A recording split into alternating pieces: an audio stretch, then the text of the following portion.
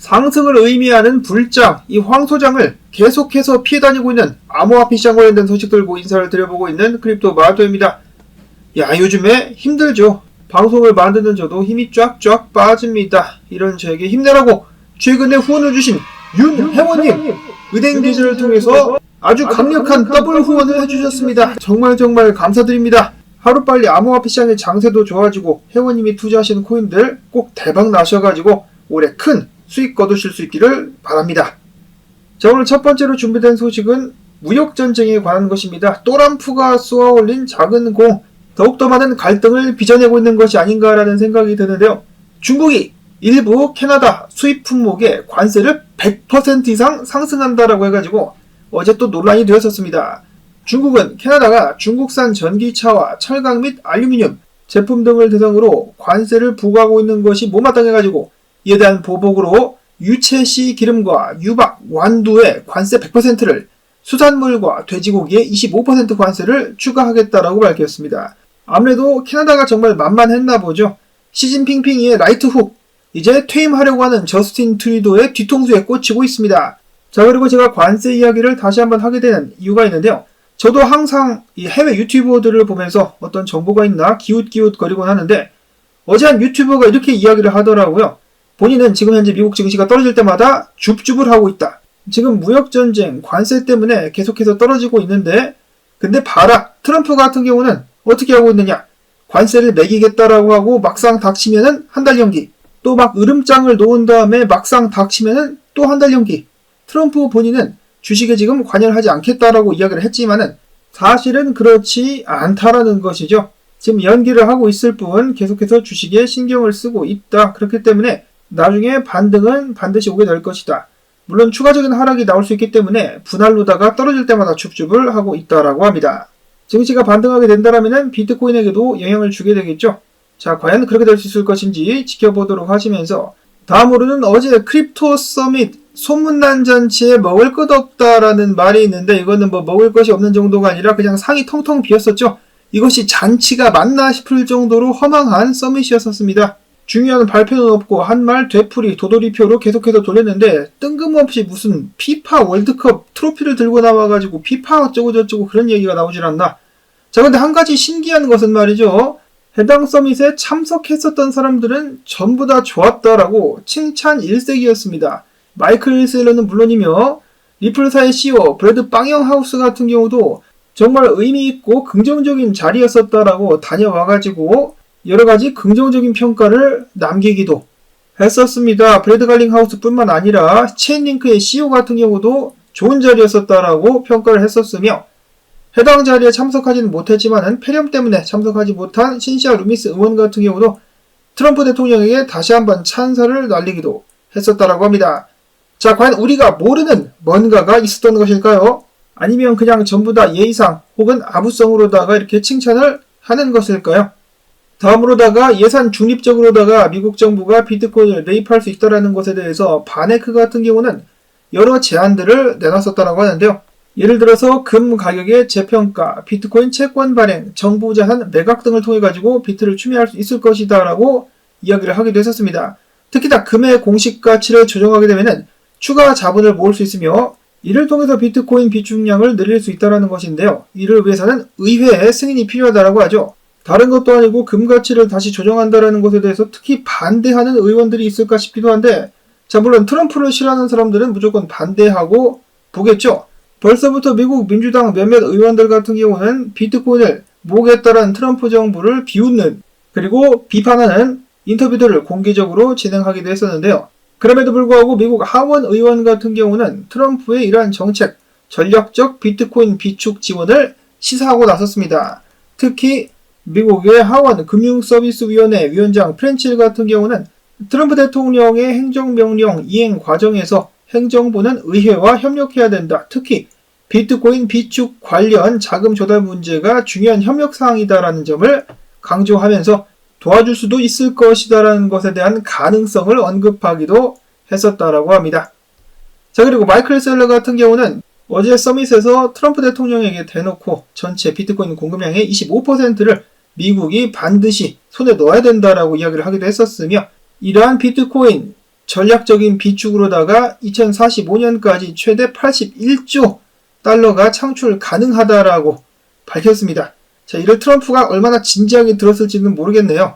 자, 그리고 서밋 관련해가지고 마지막으로 준비한 소식 같은 경우는 이러한 루머가 돌고 있습니다. 해당 서밋에 참여를 했었던 비트코인 매거진의 CEO 같은 경우는 이러한 주장을 했습니다. 근거가 없긴 한데 본인이 그 자리에 있었다라는 것인데, 트럼프 정부가 미국 정부가 보유한 XRP를 전부 다 매도하라고 명령을 했다. 매도하라는 행정명령에 서명을 했다라고 주장을 했습니다. 그러면서 그는 덧붙이기를 미국 정부가 XRP를 매각하면 그 가치는 1센트 이하로 떨어질 것이다라는 글을 남겼는데요. 전후 맥락을 잠깐 살펴보자면은 제이콥 킹이라는 사람, 그는 웨일와이어의 창업자이기도 한데 아마 XRP를 지지를 하는 것 같습니다. 그는 주장하기를 어제 도널드 트럼프 대통령이 석상에서 이런 말을 했었죠. 비트코인을 절대 팔지 말라. 내가 이렇게 말을 하는 것이 옳은 것인지 모르겠다. 이 부분에 대해서 마이클 셀러가 도널드 트럼프에게 수백만 달러를 주고 해당 문구를 말하도록 시킨 것이 아니겠느냐.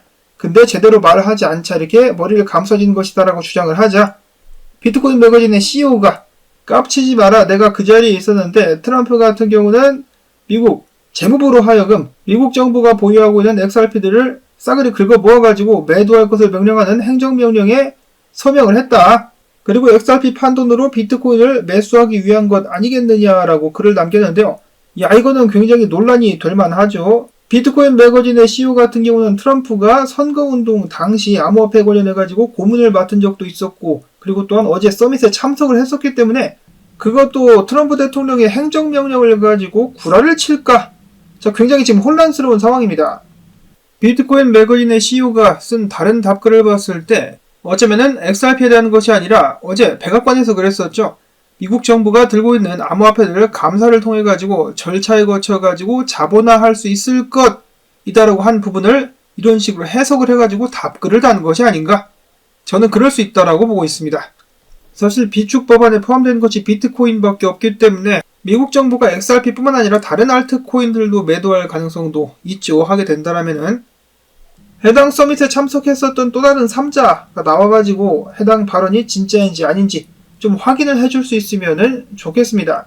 자, 그리고 어제 진짜 호재 같은 경우는 크립토 서밋으로부터 나온 것이 아니라 미국 통화감독청으로부터 나왔습니다. 통화감독청이 앞으로 미국의 은행들로 하여금 암호화폐 서비스를 제공할 수 있도록 관련된 규칙을 변경했습니다. 이에 따라서 미국 은행들은 앞으로 암호화폐 수탁, 스테이블 코인 사업, 노드 운영과 같은 비트코인 암호화폐 서비스를 제공할 수 있게 되었기 때문에 기존에 침만 질질 흘리고 있었던 은행들이 더욱더 본격적으로 암호화폐 시장에 뛰어들 수 있게 되었다고 합니다. 점점 더 많은 문들이 개방되고 있는데 정말로 불장은 끝난 것일까요? 글쎄요, 아니기를 바라봅니다. 자, 그 다음에 어제 미국 유타주에서 비트코인 관련된 법안이 통과가 됐는데 전략적 비축 요소가 제외가 됐습니다. 자, 찐빵을 까봤더니 안고가 없네. 김밥 안에 햄이 없으며 만두 옆구리가 터져가지고 중요 부분이 다 빠져나갔습니다. 에라이씨, 이제 기대를 걸어볼 수 있는 곳은 텍사스와 애리조나 주밖에는 남지 않은 것이 아닌가. 그 외에 다른 주들도 지금 상황에서는 힘들지 않을까라는 생각마저 드네요.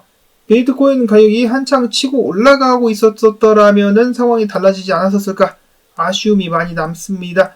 자, 그 반면에 오하이오주의 지방 뉴스에서는 비트코인의 공급을 강조하면서 이렇게 아나운서가 이야기를 했다라고 하는데요. 앵커가 이야기를 했다라고 하는데 비트코인은 2100만 개밖에 없다.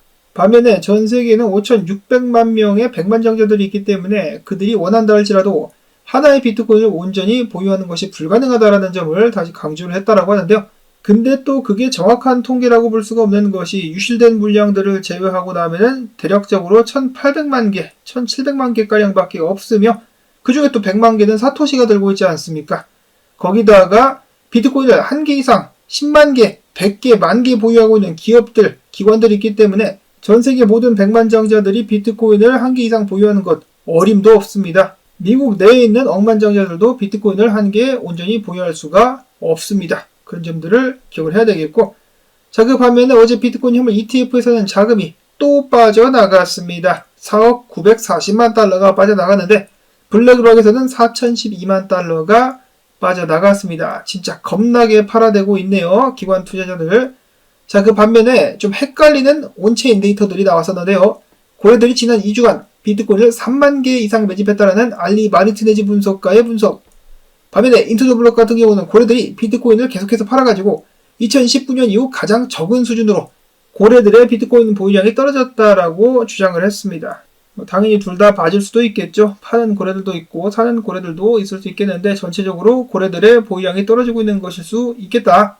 다음으로 비트코인 가격 큰 움직임을 보여주지 않고 있죠. 이러한 가운데 크립토 블랙 분석가 같은 경우는 테더 도미넌스의 차트를 보면서 도미넌스가 빠질 것 같다.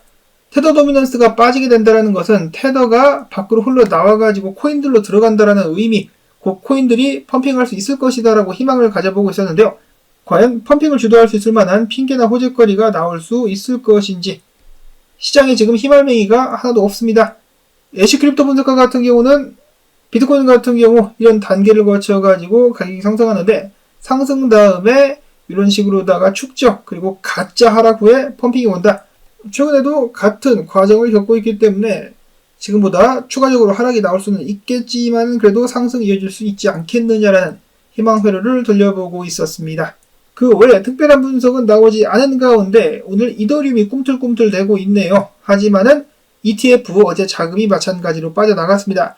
2,300만 달러 유출, 블랙락에서는 1,100만 달러가 빠져나갔었고 반면에 고래들 같은 경우는 어제 기준 48시간 동안 110만 개의 이더리움을 매집한 흔적이 포착이 됐다라는 소식에 이어가지고 오늘 같은 경우는 크라켄으로부터 40만 개가 또 출금이 되었었다라고 합니다. 그래서 고래들이 지금 뭔가를 준비하고 있는 것이 아니겠느냐. 또람프 월드 리버티 파이낸셜의 전체 포트폴리오 중에 33%를 차지하는 이더리움 아직까지도 움직임이 없는데요. 반면에 차트 분석가들 같은 경우는 지금처럼 이더리움을 매집하기 적긴 때가 없었다라면서 계속해서 이더리움에 대한 가능성에 대해서 강조를 하고 있었습니다. 자, 과연 이더리움은 투자자들을 계속해서 천년만년 기다리게만 만들 것인가? 참으로 답답한 상황. 내일 당장이라도 만약에 SEC가 이더리움 스테이킹 기능을 도입하겠다, 허락을 하겠다 이런 식으로 발표가 나오게 된다면 그거 핑계로 한번 크게 들어 올릴 수 있을 것 같긴 한데 그게 과연 언제가 될 것인가? 그것이 문제다. 다음으로 도지코인의 모티브가 되었었던 강아지의 주인들. 그 후에 네이로를 입양을 했었고 이번에는 또 다른 강아지 꼬꼬로라는 강아지를 입양을 했다라고 합니다. 그러면서 그들과 협력 관계에 있는 커뮤니티 오운더 도지의 공식적인 코코로 토큰을 발행하도록 허가를 했다라고 합니다. 자, 그래서 코인 바로 또 베이스 체인에서 발행이 되었습니다. 수익금으로는 자선단체 및 커뮤니티를 지원하게 될 것이라고 하는데요. 아마도 본인들에게도 코인들 좀 수익이 떨어지게 되겠죠. 자, 유기견을 데려와가지고 좀 크게 수익을 내고 있습니다. 자, 해당 코인 지금 펌핑을 이어가고 있는데 밈코인에 내부자가 없다라면 말이 안 된다. 해당 코인 급등 직전 1시간 전에 한 투자자는 최근에 밈코인 분위기가 좋지 않은데도 불구하고 무려 21개 이더리움을 들여가지고 해당 코인을 산 후 지금 114만 달러 수익을 보고 있다라고 하네요. 수상하죠? 근데 이렇게 밈코인에 많이 대여도 다시 한번 개미를 달라붙습니다. 그러니까 계속해서 코인이 나오고 있는 것이겠죠. 자, 어찌됐든지 간에 이번 주에 다시 한번 장이 살아날 수 있을 만한 그런 재료가 있으면 좋겠다. 바람을 가져보면서 주말 영상 여기서 마무리를 짓도록 하겠습니다. 도움되셨다면 주말 시청료 가즈아 광고 한 편만이라도 마지막까지 틀어주기 오늘도 부탁을 드리면서 저는 다음에 새로운 소식 가지고 인사를 아이고 목이야 드리도록 하겠습니다. 평안한 주말 되시기를 바랍니다.